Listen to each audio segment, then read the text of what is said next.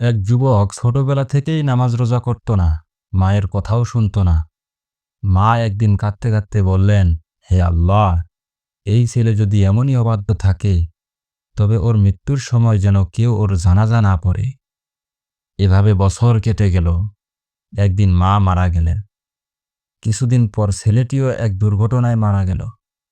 লোকেরা তার লাশ কাবা শরীফের পাশে রেখে জানাজা পড়াতে চাইল, কিন্তু কি আশ্চর্য ব্যাপার, কাবার ইমাম নিজেই বললেন, আমি এই ব্যক্তির জানাজা পড়াবো না। সবাই অবাক হয়ে গেল, কারণ কাবার ইমাম এমনটা আগে কখনো বলেননি। কারণ জানতে চাইলে ইমাম সাহেব কাঁদতে কাঁদতে বললেন, আমি স্বপ্নে রাসূল সাল্লাল্লাহু আলাইহি ওয়াসাল্লামকে দেখেছি। তিনি আমাকে বললেন, এই ব্যক্তির উপর নামাজ পড়ো না, কারণ সে তার মাকে কষ্ট দিয়ে মায়ের বদদোয়া নিয়েছে। বন্ধুরা, মায়ের দোয়া জান্নাতের দরজা খুলে দেয়, আর মায়ের বদদোয়া দুনিয়া ও আখিরাতের দরজা বন্ধ করে দেয়।